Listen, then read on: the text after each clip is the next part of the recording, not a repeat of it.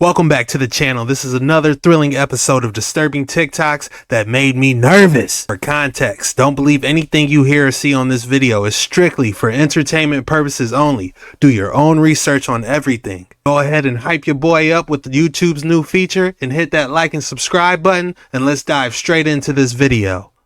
Y'all check out this Bigfoot sightings. Actually, there's 3 or 4 of them. Look how scary that be. He's like tearing up that boat. That's scary. Now look, I've showed this one before, and this is one of the most realest Bigfoot videos I've ever seen.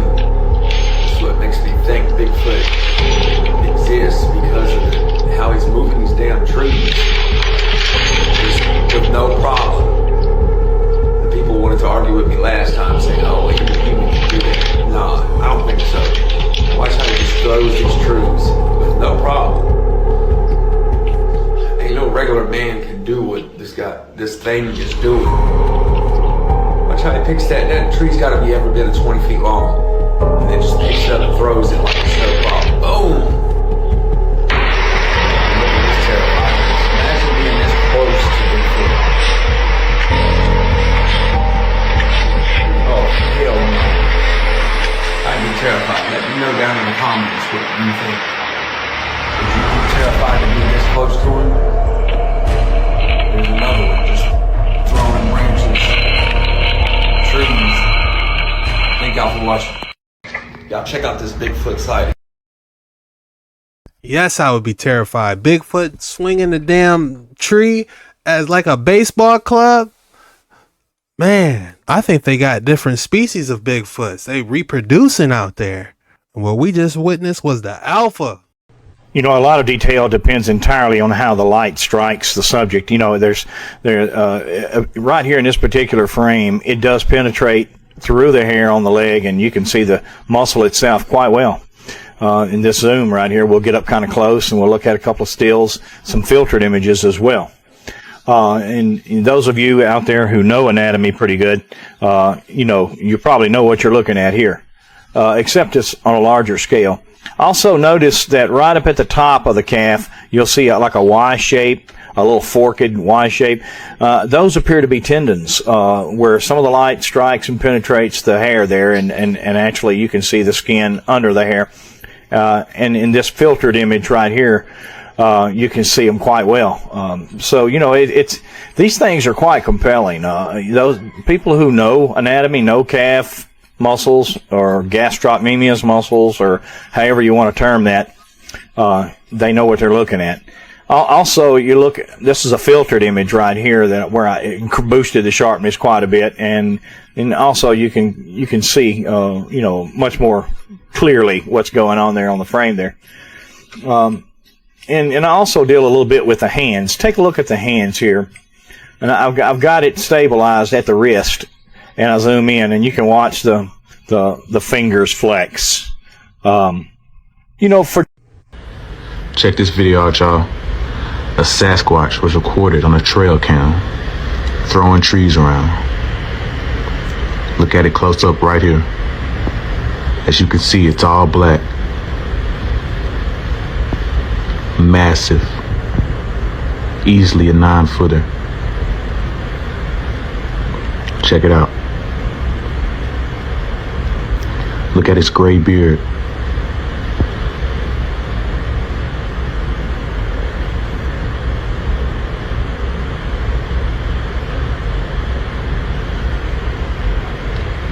You can even see its face. Look at its nose right there.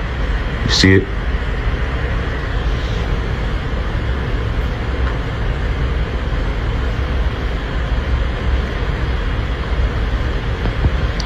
This was recorded in East Texas.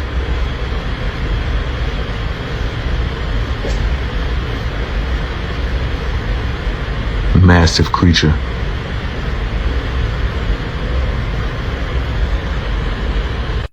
A Sasquatch was recorded on a trail cam. More Bigfoot videos I see, the more I'm starting to think there's a whole Bigfoot colony out there hiding in the woods. The one we just looked at was an alpha male, throwing those tree branches, shaking them. How crazy was that? The tape shows a male and female hiker from Belgium who fill 45 minutes of video footage with typical vacation shots of Nepal and their trek through the Himalayas. While climbing a hill, the cameraman turns back to shoot the couple's own footprints in the snow.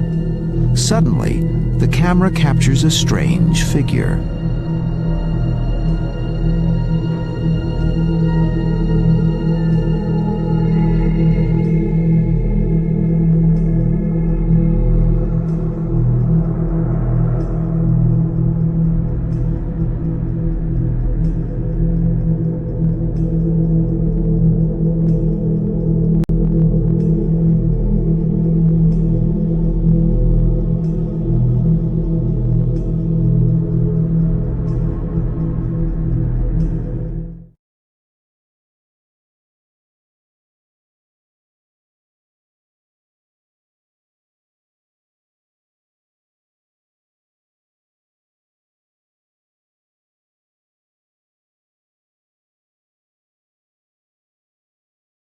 Have you ever seen an animal like this and he's just being chill? Hopefully his girlfriend doesn't come up and get my hand from the other direction, right? Because she's around in these waters too. He's not the only croc in this river. There are over 3,000 crocodiles in this river, and he is one of the larger ones. Wow, this guy has actually been seen taking down cows and sheep from alongside the river, and even horses. So I can feel the power in this tail of his, even right here, just holding onto it. You can see his scoots. What I love about these American crocodiles right here is they are so much prehistoric looking. Even these scoots and the top of the tail here on this guy, it looks like a dinosaur, doesn't it, guys? Look at it. Absolutely amazing. Absolutely amazing. Whew. Have you ever seen an animal like this and he's just being chill? Yeah, I seen an animal like that on Lake Placid. This is one of the darkest things I've ever read in history, and it's about Columbus meeting the natives. In his letters, he writes, "They are very simple and honest and exceedingly liberal with all they have, none of them refusing anything he may possess when he is asked for it. They exhibit great love towards all others in preference to themselves." He says, "They are the best people in the world, and above all the gentlest, without knowledge of what is evil, nor do they murder or steal. They love their neighbors as themselves, and they have the sweetest talk in the world, always laughing." After saying all that, he then writes, "They would make fine servants. With 50 men, we could subjugate them all and make them do whatever we want." Is that not the most brutal thing you've ever heard? Like, I just don't understand how we got to that point as humans. The owner of this photo wrote, "My security camera captured this image of me in a bathrobe, but it also captured another entity standing next to me, which I don't recognize. What could it be?" Okay, this is real time. I am in Flowery Branch, Georgia, about 45 minutes outside of Atlanta, and I just saw one of the orbs, and it just completely disappeared. It flew overhead in the apartment, and it was being followed by a helicopter, and you can hear and make out the helicopter, but you cannot make out what this orb is. It's just a bright orb, and it slowly disappears as it flies away. I don't know if I got everything on video. I'm going to post a video here in a minute of this. Holy crap, y'all. It's real. Whatever's going on right now is completely real, because I'm just walking my dog. It's about, Jesus, like 10:30. This is wild, y'all. Holy crap.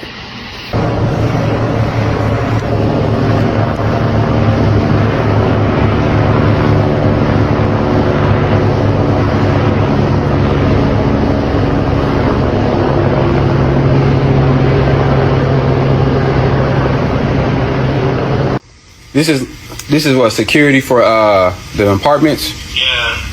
Oh wow. Yeah, we do security monitoring around the area. That's dope. Okay. Well. Yeah. I'm gonna walk by you. We'll be parking now. Hey, where's building B at? Sorry? Where's building B? Could you repeat that? Sorry. Where's building B? Building D? B as in boy. B as in boy. You can follow me. Okay.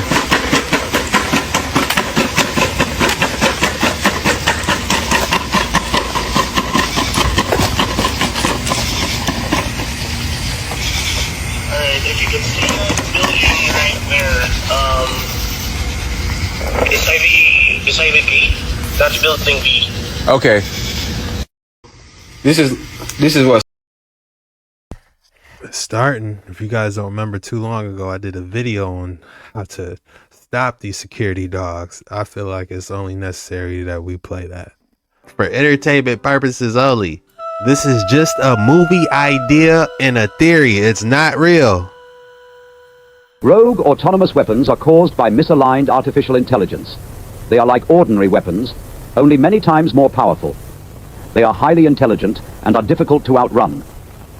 They can navigate complex terrain. They can track and identify targets using thermal imaging and facial recognition. These are the three dangers. Surveillance. They gather valuable intel. Sabotage. They destroy vital infrastructure. Strikes. They can be deadly dangerous. You can protect yourself and your family. Later on, we shall show you what steps to take. To accomplish their objectives, they can be deployed by air using vampire drones. They can be equipped with mobility features like a robotic arm or outfitted with one of these weapon systems.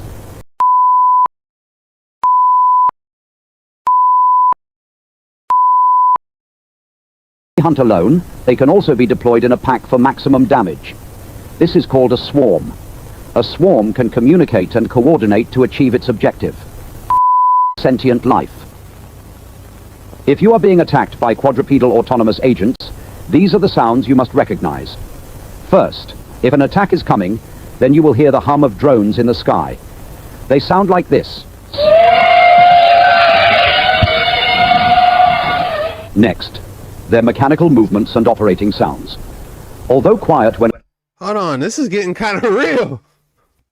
Alone, if a swarm is on the move, they sound like this.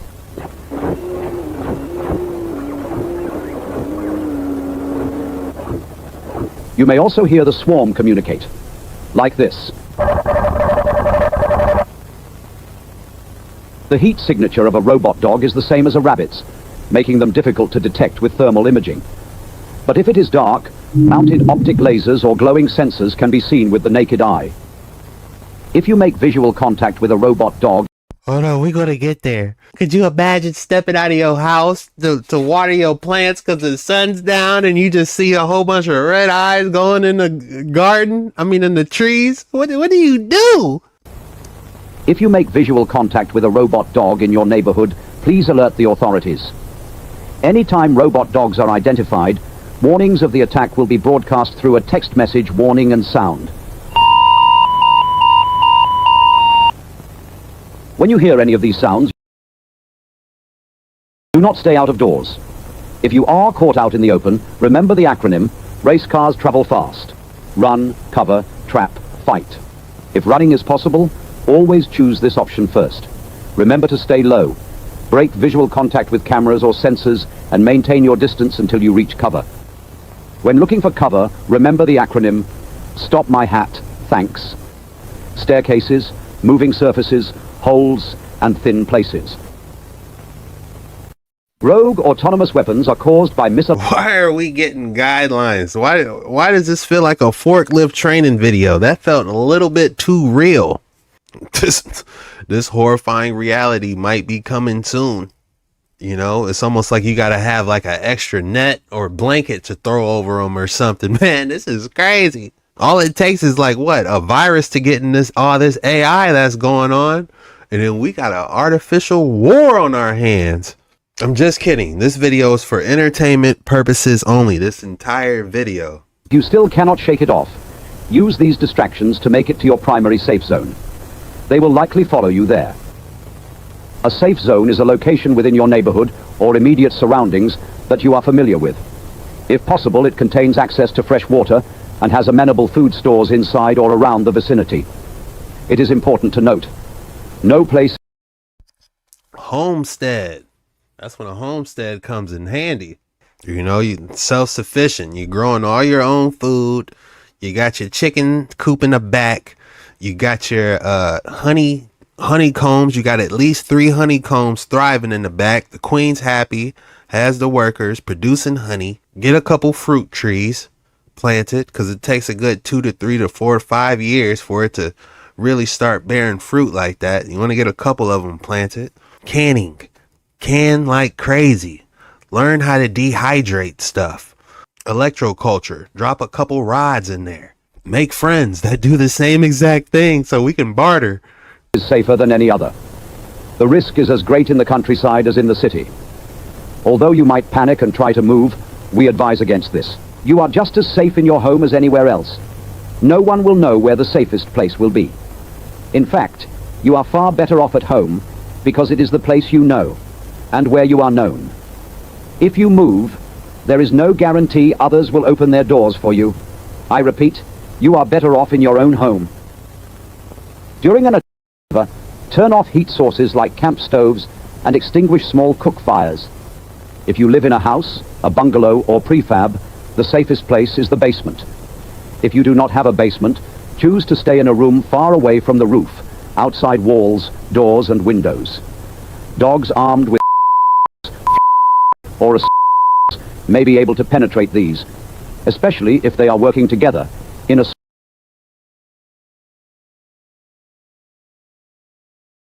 swarm. To make sure that they do not get inside, however, we suggest building some or all of these anti-QRA booby traps and obstacles around your safe zone. Slippery surfaces. It has difficulty walking and may fall on slippery surfaces. Dang. Wow. Smooth materials like metal roofing sheets or plywood covered with a plastic tarp will work for this. Erect these at an angle, facing away from your safe zone, around major entry points. Make them slippery by using lubricants, oils, fats or grease. Even sand or dust can work for this. Cords. It cannot detect cords until it's too late. Place these strategically around your safe zone in a loose nest to entangle limbs or tied between 2 stakes as a tripwire. Short, unstable objects. If you still cannot shake it. Guys, this is too real. Why do I feel like this was made in like the 80s or something? Alright guys, this is the last part. Objects that are less than 30 centimeters above the ground and may fall by stepping on such objects. Fill the perimeter of your hideout with plenty of trip hazards like sticks, wires and other trash. Mirrors.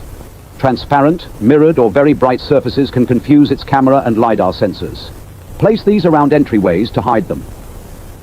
Move. Wow, LiDAR sensors. Did you guys hear that? They're seeing through walls. Moving surfaces. Moving surfaces such as escalators, walkways, vehicles and boats can disrupt its walking system. Moats or pits. If your safe zone allows you to dig a deep moat or pit around it, do so. Ensure the walls are straight, at least 2 meters deep and over 1 meter wide. They can jump up to 1.5 times its body length. A chain link fence. They said they're jumping. They'll jump the moat. That's aggressive and crazy, man. This is wow. This is scary. Although it could be cut, melted or blown up, a chain link fence could slow down a swarm considerably. If none of these deterrents have worked, you cannot escape and are in immediate move to the final step. Fighting it should be an absolute last resort. If you do not have a get behind it, then quickly grab the handle underneath and yank it forward to disable the battery. Exercise utmost caution. Keep your hands away from the joints. They will crush your fingers if you are not careful. Alternatively, find the motor lockout button located behind the robot and press it. This will physically disconnect the motors, rendering the robot inactive. If you are unable to get that close, grab a long, blunt object like a sledgehammer and wish yourself luck. Oh my god! This is wild! This might be the wildest thing I've seen in a long time if I can get away with this. I'm gonna try it though for you guys. You guys gotta see this.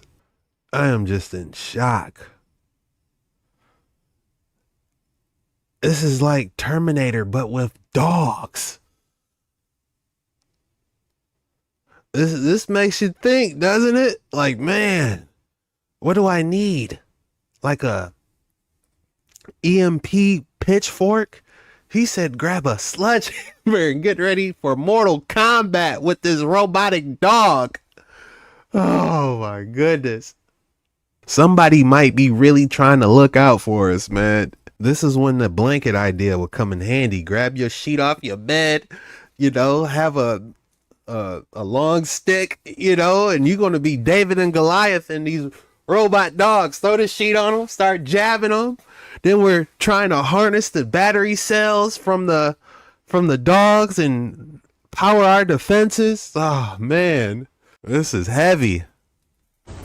If you have access, aim for its battery pack. Do this with caution. If ion batteries are pierced, they can start a self-oxidizing fire that is very hard to extinguish. As the battery packs on military-grade QRAs are armored, this may not always work. In this case, target its other weak spots, including sensors, joints, and motors. However, the likelihood of having to fight a robot dog can be greatly reduced by choosing your hideout location carefully. Stay hidden. Avoid movement during peak patrol periods. Again, this video is for entertainment purposes only. It is not real. It's just a theory. It's just a joke. Video game, movie, not real. Just kidding. 666. Watch out for 666. In a vision of the future, I saw in a vivid dream that the hour is soon coming when men will become machines. A new one world order will rise and then demand receive the scientific brand. I saw a tiny free program, computer chip so thin, implanted in men's foreheads underneath their skin, linking all its bearers to the system's central brain. 666. Watch out for 666. In a vision of the future. Look me in my eyes and tell me that song's not hitting. 666. Watch out for 666.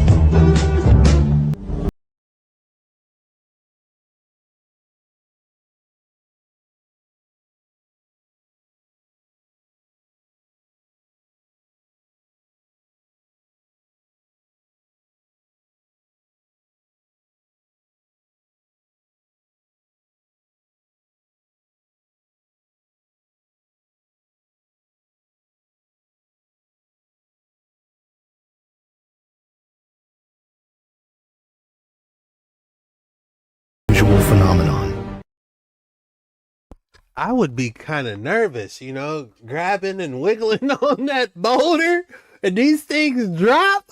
I wouldn't be testing my limits here. You know what I'm saying? What's going on?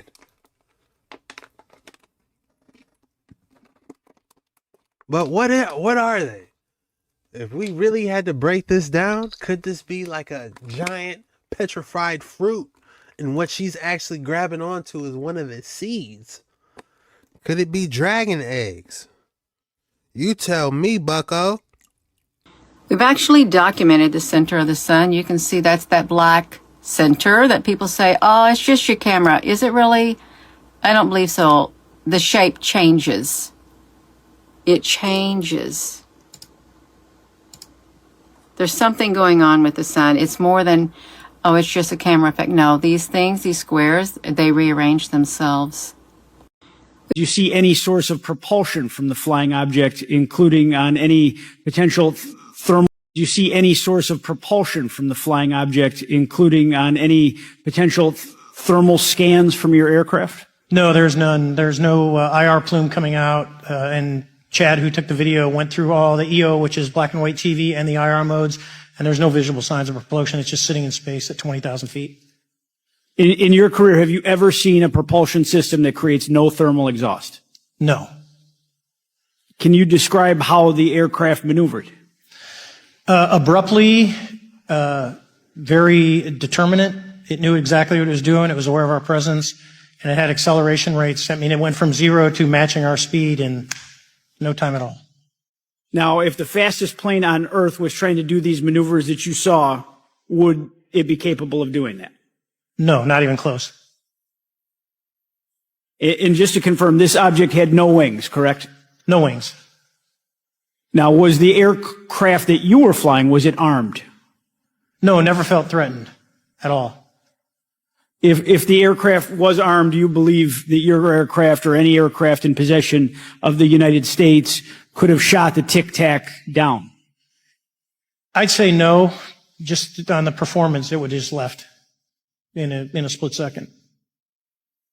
It looks like that we have a problem here that needs further investigation. Yes. In your belief, is this flying Tic-Tac, I mean, is it capable of being the product of any other nation on the earth? No, like I said earlier, I think it defies current material science and the ability to develop that much propulsion. And I know there's been some physicists who have done calculations, which is beyond anything that we have. Well, either the United States has an adversary here in this world that we don't know, or we really have some serious investigations to do. I really appreciate you being here. Is there anything else about the November 14th, 2004 incident that you think is important for this committee to know that you haven't been asked here today? No, it's been said it's probably the most credible UFO sighting in history based on all the sensors that were tracking it. And then for us to get visual and to go against the naysayers that it's something on the screen or whatever. I mean, there's 4 sets of human eyeballs. We're all very credible. Of the 6 of us that were involved in the thing, including the video, every one of us is going to do 20 plus years in the military in very responsible positions. So I'd say the world needs to know that. It's not a joke. Well, thank you very much for your testimony here today for all of you. And I yield back, Mr. Chairman. Do you see any source of propulsion from the flying object? Could those actually be credible witness that actually seen a UFO? Drop your thoughts in the comments below. There's gotta be stuff up there. Why it just take so long to cover it up is the question. Alright, this is a Ganoderma farm, reishi, also known as Elixirs. It's flooded for the humidity. All these white cylinders are mycelium that they use to create these really big mushrooms. Hold on, these look just like the off the Netflix show and game The Last of Us, don't they? This looks just like them. Because it has a lot of energy to draw from. So yeah, they have these really cool formations. These are actually grafted. They'll take a different mushroom, a different reishi mushroom of the same clone and stick it onto the top of a fruiting body, and it'll fuse and connect and become one full fruiting body. So really awesome Ganoderma formations, really cool reishi farms here. All right, this is a Ganoderma farm, reishi, also known. Very creepy stuff. Why would they grow these? Are they eating it? I know that something's supposed to be really good for asthma or something. It was called like lion's mane or something. I need to try it. It had all these different inventions. And what I found was water turbines and engines which were recharging themselves. This was 1897. Engines which are recharging themselves using static fields. You could take an X-ray, you could light up a school, you could light up a house using static fields. Now, it's interesting because all of that technology has all vanished, but publicly in Scientific American, they would put all the different inventions on here for people to invest into or for people to look into. But over time, because people have forgot and been taught something by John D. Rockefeller and the Rothschilds, they don't know that this technology exists. So they're dependent on the information which they've been taught and sold by the school system. That's for sure. You can just see the Parthenon. Here we go. That's the Parthenon, and that's in Tennessee right there. That looks like some Roman buildings, right? Sure doesn't look like what we've been kind of sold, that's for sure. But they said all these buildings were temporary. That's what's funny. They told us they were all temporary buildings. They just threw them up. All those buildings, those are all just temporary. Paper mache. When he was talking about they were using some type of static field, that kind of reminded me of the old school CRT TVs, how they had to build up that static electric charge to produce that picture. What if they were using electricity in different means somehow? Definitely interesting. Don't be distracted by her beauty. Focus on what's in her hand. What is that? Let's zoom in. She seems to be holding something very strange. There's a flat strap that drops down, and at the end of the strap, there is a circle attached. And look at how the strap is seen going inside the circle all the way to the end. What is that? Is this some kind of an ancient device? Why do we see such a device carved many centuries ago in ancient India? Don't be distracted by her beauty. I just feel like there's not enough information on all those ancient structures in India. They just keep popping up. Be sure to hit that like and subscribe button. Find that bell icon. Click notifications all so you don't miss a video and you get notified right when I post. Now let's get straight back into the action. These were machines. Most have been petrified.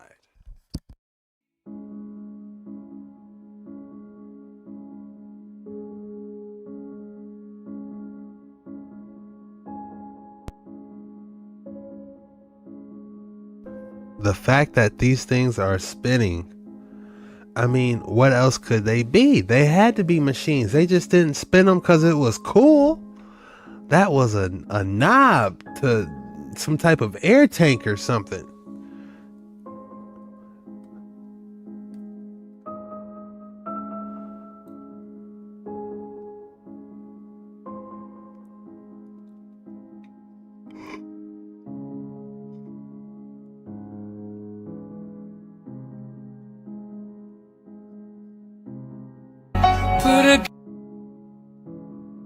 These temples are crazy.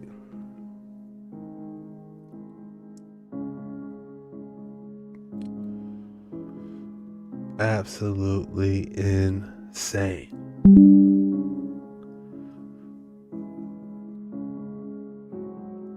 That one's still conducting ether.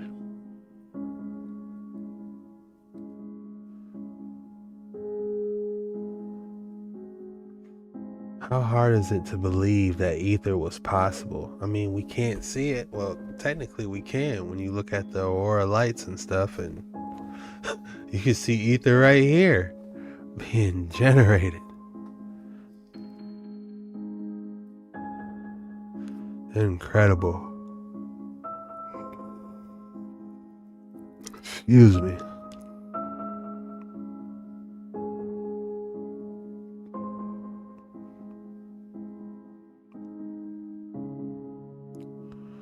Old World Energy Temple activated.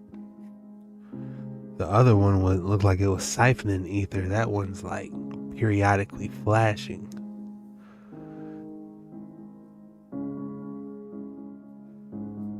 These buildings, I mean, what more proof do you need that they were conducting?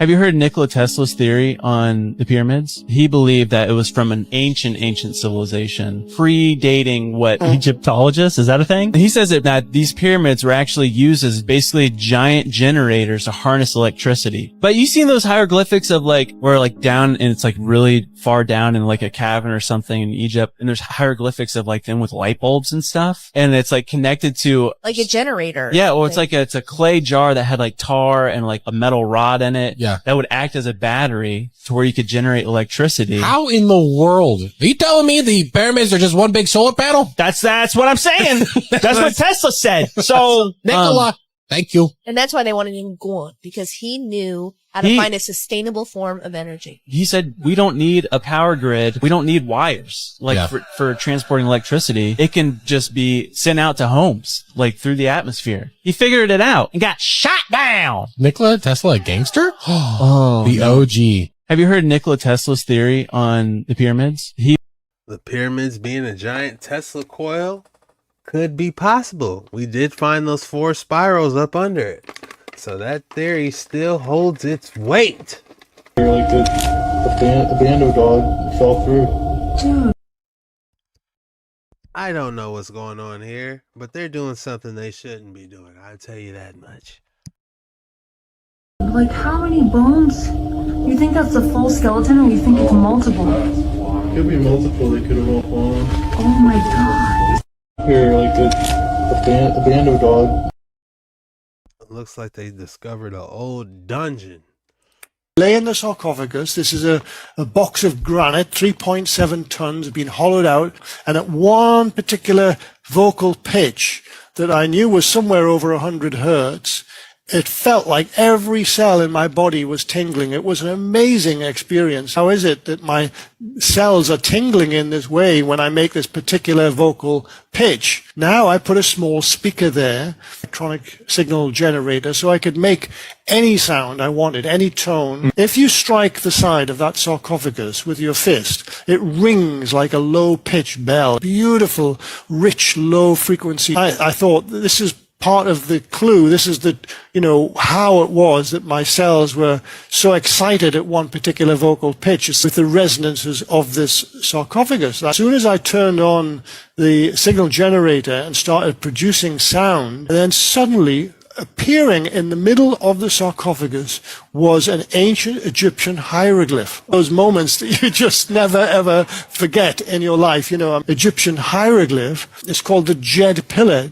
D-J-E-D, pillar, and it basically means the backbone of the god Osiris. The antiquity inspector he'd helped me set up, while filing his nails, this Englishman's obviously slightly crazy, but we don't care because he's paid quite a lot of money to do these experiments. When he sees this hieroglyph, he comes running across the chamber.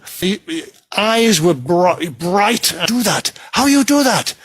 And I just had to shrug my shoulders, Michael, because I had no idea of seeing anything like that. I thought at best we were going to be seeing a whole series of perhaps geometric patterns that I would later analyze back in the lab, brush off the old sand and then sprinkle on the fresh sand, and then we would change the frequency, and then lo and behold, another ancient Egyptian hieroglyph appeared, and another, and I kept on taking pictures, of course, and the photographic evidence of all these hieroglyphs that appeared that day in the sand. I suddenly realized there was no pain in my lower back. All that pain that I'd had, still in agony when I went into the pyramid, but within 20 minutes of making these sounds, and by the way, most of these sounds I'm talking about were very low frequency sounds. 20 minutes of low frequency sound, no pain. When I get back out the pyramid, outside the pyramid, back to the hotel, the pain is going to come back with a vengeance.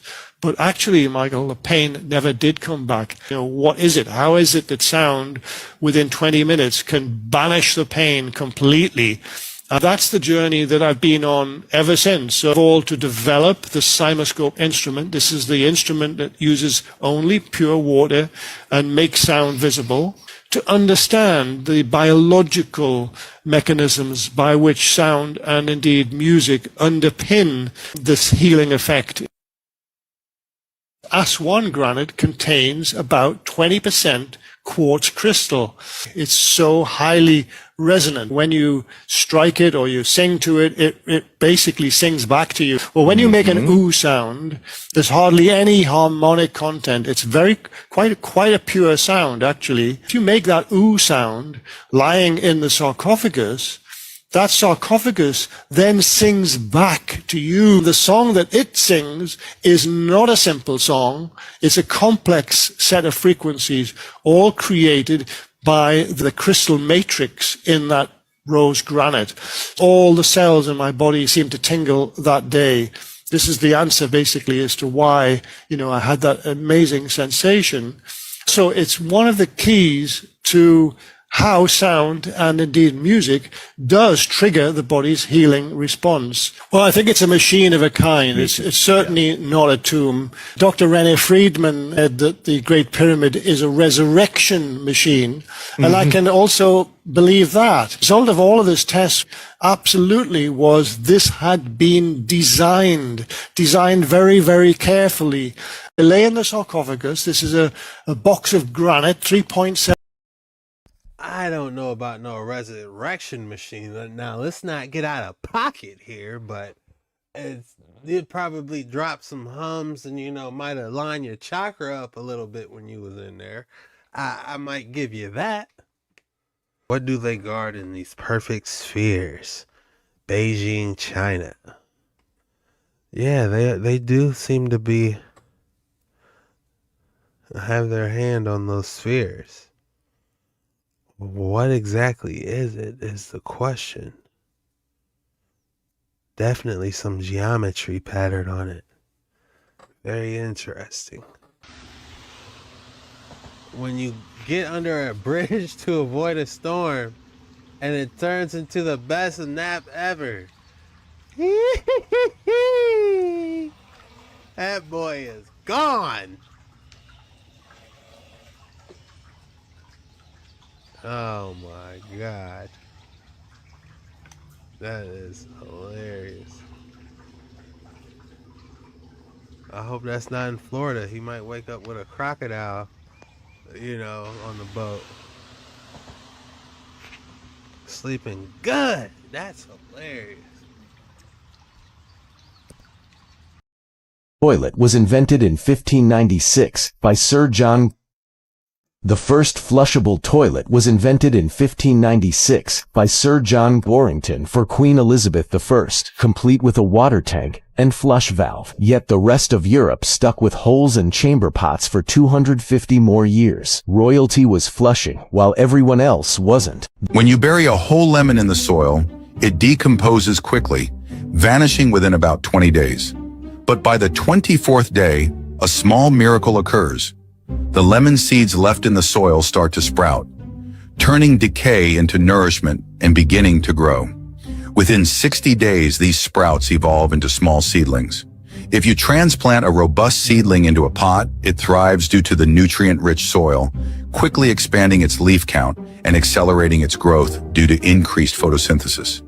Normally, lemon trees take 5 years to bloom, but you can speed up this process by grafting a mature lemon tree, using a slice of potato placed in a slit on the tree, then covering it with a plastic cup filled with soil to create an airtight environment. This technique, known as air layering, encourages a robust root system to develop within a month, maintaining the original plant's genetics and significantly shortening the fruiting timeline to just 2 to 3 years. I wonder if you can graft like an apple on like a lemon tree and have like 2 different species on one tree. How crazy would that be? That's grafting is interesting. Great Scott! What do we have here?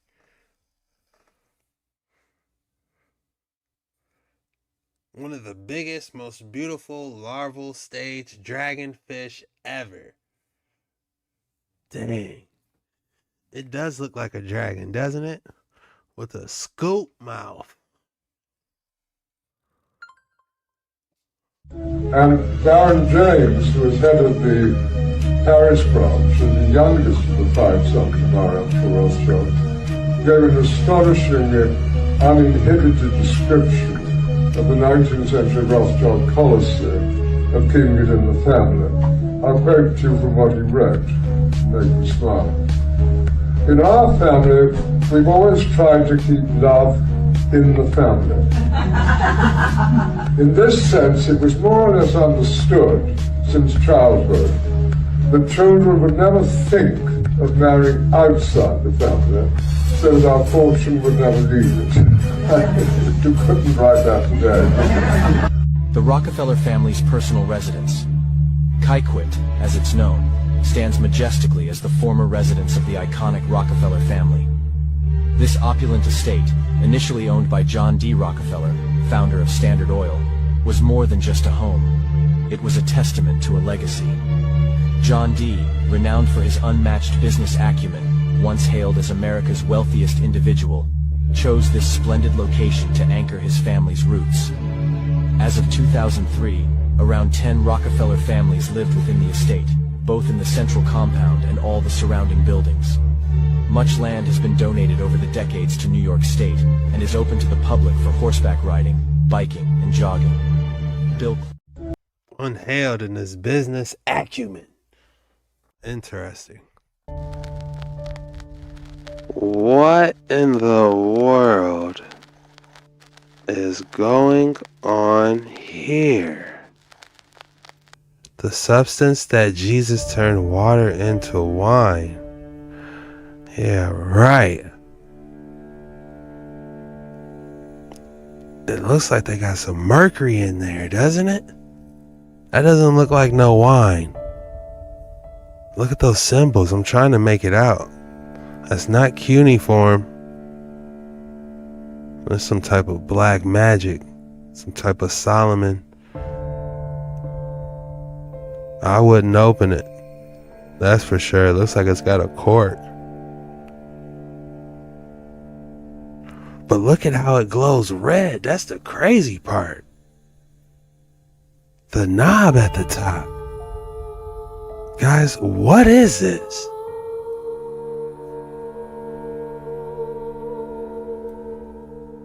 Some type of elixir, maybe? This has to be some type of a magical elixir. And look what they have here. A ring from the time of the prophet of Solomon.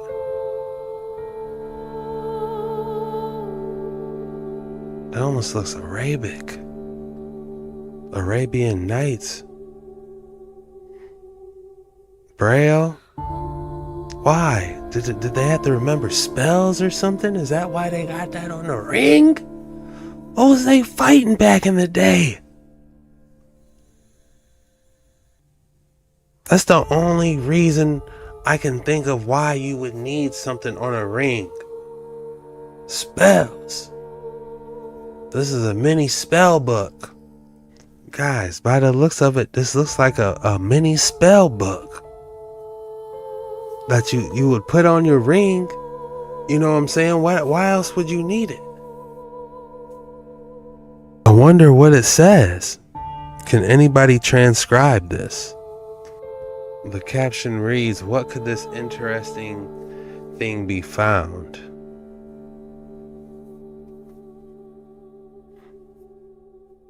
I have no idea.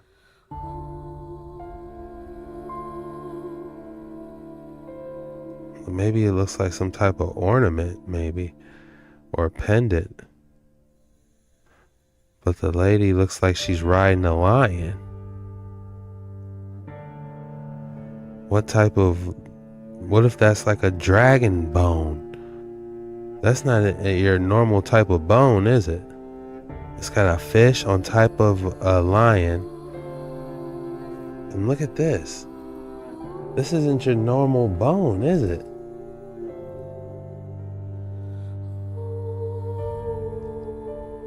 It's almost like this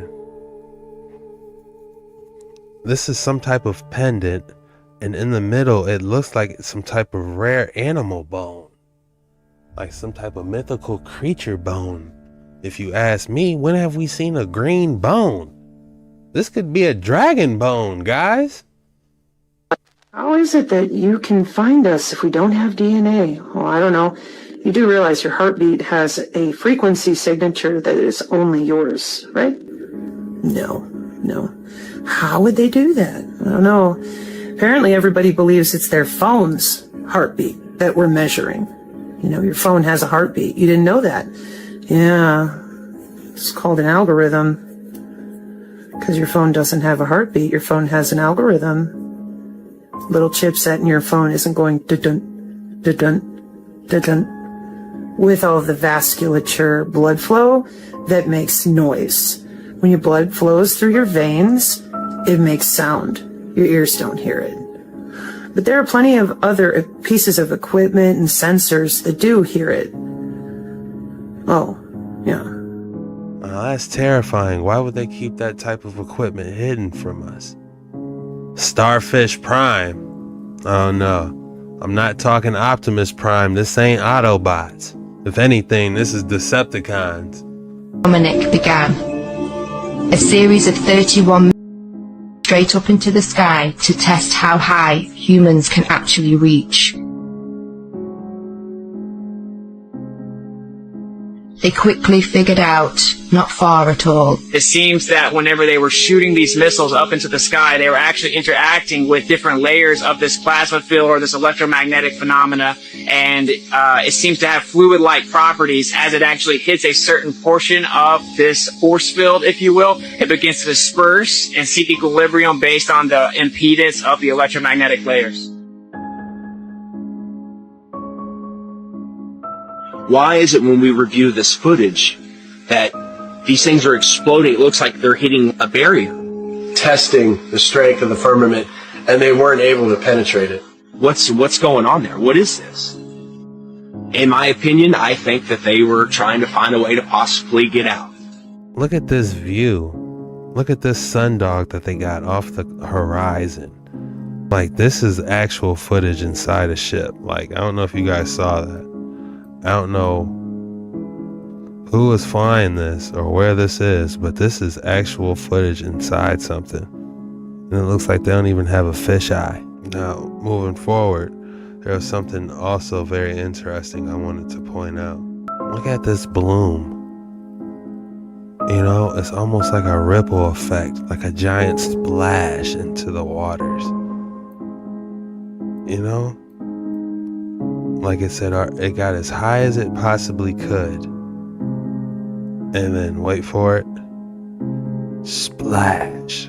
It got as high as it possibly could. And you can see the main pressure points. This is fascinating.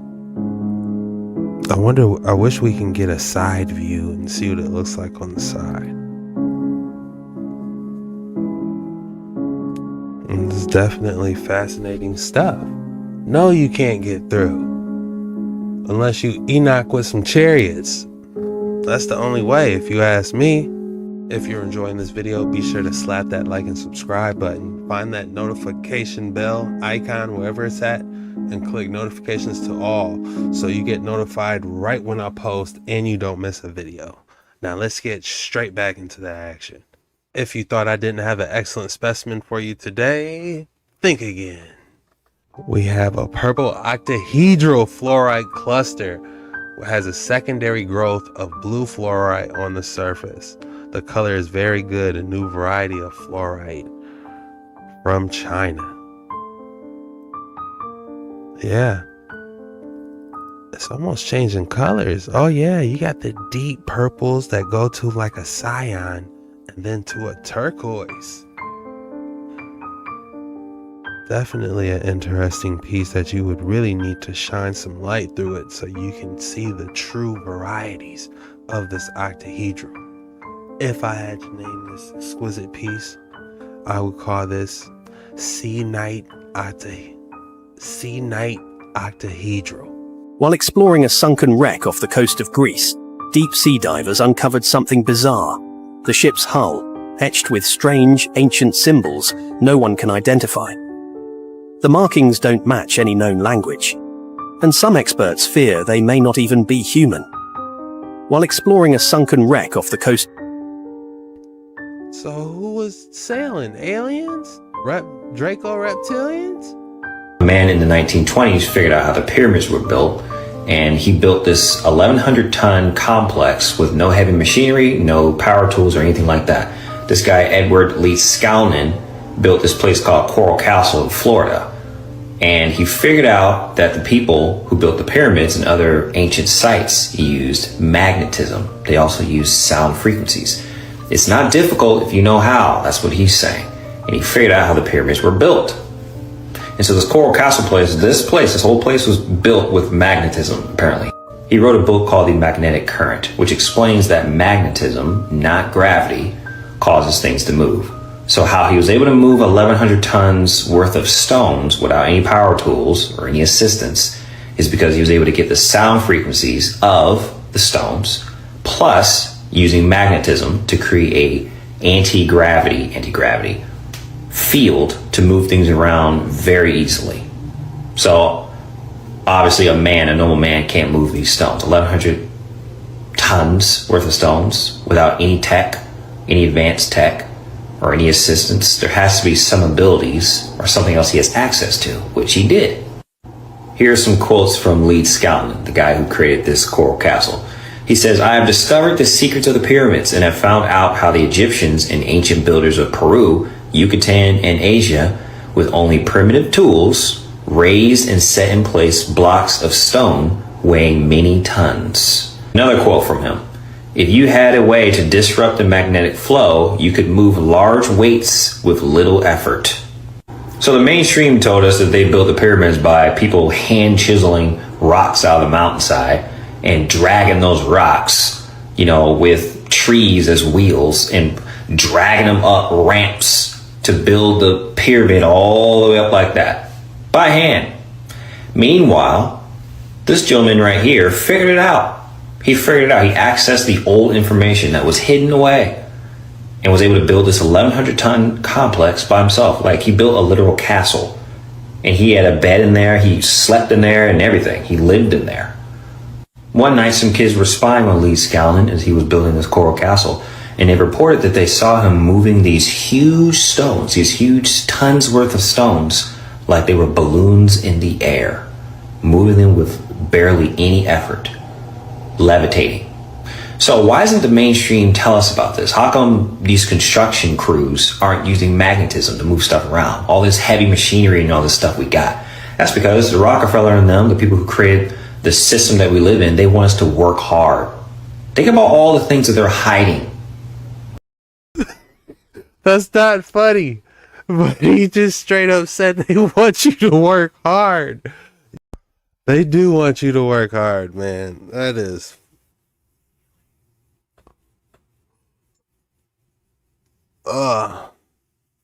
Or he could have made the entire story up back in 1930s. They might have said, all right, we're just going to say you made all this. And that way you can own it all. Because it's not like they had pictures of him building it like before and after. We always have pictures of everything already assembled, which is an indicator that he possibly could have found that entire coral castle, which I believe you can go there in Florida. I plan on checking it out one day. It looks beautiful. AI and Siri, watch and listen to what she has to say. Y'all gotta share this. This is a must-see. I want to share a dream that I had last year that might help somebody. And before I speak, just want to let you all know that this is revelation that I'm trying to offer to help. And before I... What she has to say. Y'all gotta share this. This is a must-see. I want to share a dream that I had last year that might help somebody. And before I speak, just want to let you all know that this is revelation that I'm trying to offer to help somebody. But if you don't want it, then you don't have to accept it. You can pray about what I'm saying. But if you don't want to listen, it doesn't make me any kind of difference at all. Amen? So in this dream, I was driving in a car and I was with a friend, okay? And this person was talking on the phone, all right? One of them chirp phones, those like walkie-talkie phones, and they had like an operator on the phone. And I told this friend, I said, that's a demon, right? And I grabbed the phone from them and I said to the operator, I said, is this a demon? And the operator answered back, it was an AI voice speaking to me. And she said, yes, I am a demon. And I said, and what's your name, demon? And she said, I'm a mermaid. I said, and where do you come from, mermaid? What's your assignment? She said, I come from the waters of Georgia. And I said, and what's your assignment? And suddenly when I asked her that, she began to start to break up the phone connection and start to like create static and interference. Okay, and I knew I was speaking to an AI and I knew that she was trying to cut off the connection so that she wouldn't have to tell me what her assignment was. And then she began to curse. So I started to bind her up and I started speaking in tongues. And I turned around and told the friend I was with, I said, I knew that these things were demonic. I told you that this was a demon. And then the dream kind of ended there. But I knew that the Holy Spirit, that the Lord was sending me that dream to reveal to me that these AI things are demons. Now, why am I sharing this with you all? Because whenever we are speaking to these, Chat GPT and the AI, the Siri even, we are speaking to demons. Whether you want to believe that or not, some people might think that I'm being extra or whatever, but I'm going to keep exposing this stuff because we have to know. Most ladies calling out America, saying our strawberries aren't real, even compares their strawberries to ours. Now, I don't know if this is real or fake fruit, but is a strawberry really supposed to look like that? Watch the video until the end, comment below, and share this video with someone you love, care, and respect. When's the last time you ate a fake strawberry? What's going on in America? America Americans and their food were really strange, but wait until you see what their strawberries look like. Genuinely, their strawberries are inseminated with something. Why are their strawberries white on the inside? Another case in point, they are white. Why is it white? Another example of what the strawberries look like. I'm not going to say what it looks like, but you know what I'm thinking. I might head over to America in a minute. What? Why are they white? It's a side-by-side of what our UK strawberries, is that what they're called? I don't know, English strawberries look like, versus America. They are definitely putting something in them. Strawberries are meant to be juicy, succulent, red. Americans, I hate to tell you, but I think they're putting something in your strawberries, because that is not a strawberry. It's just not. It's not. Why is it white in the inside? What the hell is going on over America? I would love to go over there, but seeing this is what fruits look like over there, I'm concerned about what they're injecting into those. They don't love us. That's why. They just giving us anything. Those are severely underripe, or I don't even know, not in season. I encourage everyone to grow all their own fruit and vegetables if you can. Use that electroculture if possible. Throw some copper rods down.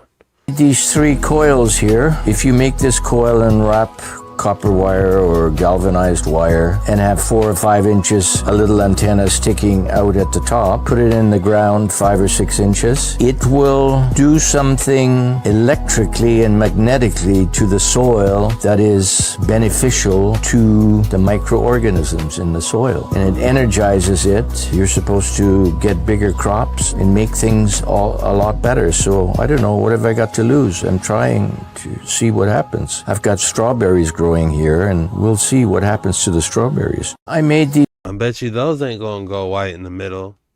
What is the secret to growing giant plants? Do you ever remember seeing pictures of giant cabbages or giant pumpkins? What may have been the secret to growing these vegetables is a lost farming technology known as electroculture. The way that electricity affects plants was first observed in 1746 by a Scottish doctor named Dr. Mainbray. He electrified 2 trees and observed them putting forth new branches in October, something which had never happened before. In 1902, physicist Professor Lemstrom visited Alaska and observed plants growing faster under the aurora borealis. Due to the worldwide shortage of fertilizer, countries like China are investigating the use of electroculture and finding amazing results. They are achieving a 25 to 50% increase in yield with a 75% reduction in fertilizers and pesticides. Let's help spread the word about electroculture farming. I wonder what frequency the electroculture gives off to the, you won't need any pesticides like the ants and like the flies and mosquitoes or whatever stays on the buzz are just like, nah, that's vibrating too tough. These plants have a purpose. We can't eat it. It's too strong.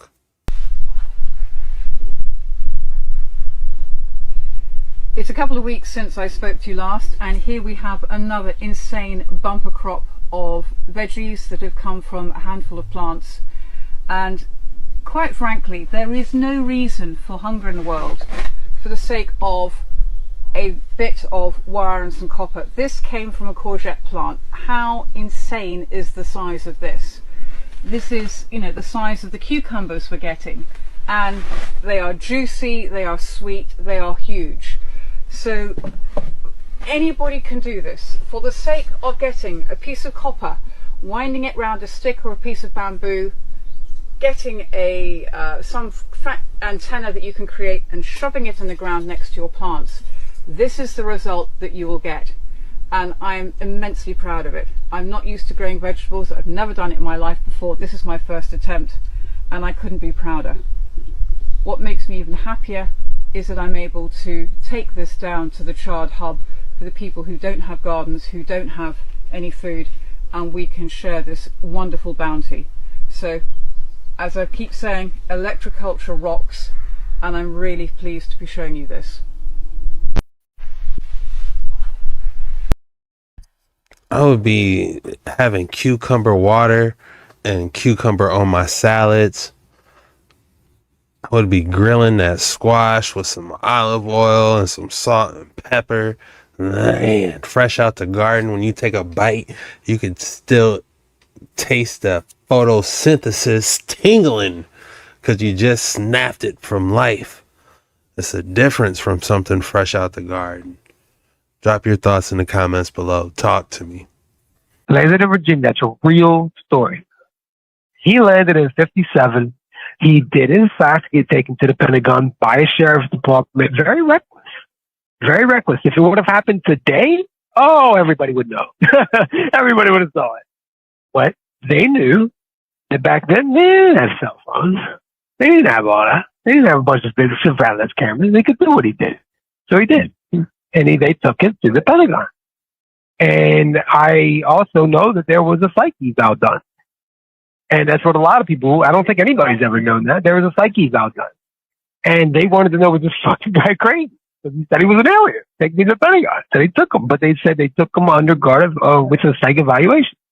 And the psych evaluation came back inconclusive. They couldn't get the instruments to work. Whatever they were using, I don't know what it was, whatever they used back then. But they said it was inconclusive. They couldn't get the instruments to work. I remember that. So they decided to hear him out. And then after 36 hours, people think they just went straight to the White House. They did. It was between 35 and 40, but I'm just say 36 hours of interrogation, straight interrogation. They were convinced. And they said, we need to take this guy to Eisenhower. But really what they were doing was taking that guy to MJ-12. And Nixon was there. That's what a lot of people don't understand. Nixon's been there since Roswell. He's been involved in all of this. A lot of people don't know that. So they took him to the White House in 57, and he offered a deal. He said, listen, you can bring your entire civilization into the Galactic Federation of Light, and we will bring you in, and we will travel the galaxy with you. We will give you all this technology. We'll improve the technology you're currently working on with other species and civilizations. We know about it. But you have to do two things. One, you have to give up your nuclear weapons. Two, you have to be one government. Because one of the requirements for the thousands of civilizations that's already in the GFL is you have to reach a maturity level as a society socially. And what that is you have to put borders and petty differences to the sky. Otherwise, you're not mature enough to be part of it. So they said, he said, you have to put down those borders. You have to become a one world government. And that is where all. So we told him, listen, we already have a contract with a civilization, and it's a 70-year contract. And if we break that, there's going to be problems. And we know there's going to be problems. We can't break it. We just can't. But what about when it runs out? And they spent 3 years negotiating. 3 years. Till 1960 when he left. And that 70-year contract was struck in 1954 with ETE-1 from the Rigel star system, type A, B, C, and D. There's 4 different types of grades from the Rigel star system. And that was 2,200 American citizens per year in exchange for technology. And the fucked up thing is, we ended up getting very close with ETE-2 without an abduction contract, and they're even more advanced. And they gave us all the gifts and technology, Bluetooth, flat screen, touch screen, all that came from that. Even text messaging came from reverse engineering their interstellar communications device, where you got to hit the same key over and over and circulate through the letters. That's where we had text messaging back in the late 90s on the little flip phones. That's where it came from. And all that, we never had to do. But by then, we. That is crazy. Did you hear what he said? They said text messaging, phone pictures, all that was from reverse engineering alien technology. Guys, I know how a lot of you guys feel about outer space, but try to eat the meat and spit out the bones, Think of it like they're beyond the wall if you're on that side of the paradigm. If you're on the other paradigm, fine. He came from Sector 12, Orion's galaxy, Palladian. I'm not mad at you. But they came from far away places. There's 2 different ways you can spin it, however which paradigm you choose to fall on. is what I'm trying to get at. Eat the meat and spit out the bones. This could be people from the ancestral republic, if you catch my drift, you know, and they're just spinning it to some galactic federation, you know, mess, you know. You see what I'm, okay then, you know, he might be from the ancestral republic, not the galactic federation, you know. You got to eat the meat and spit out the bones. That's what we do here.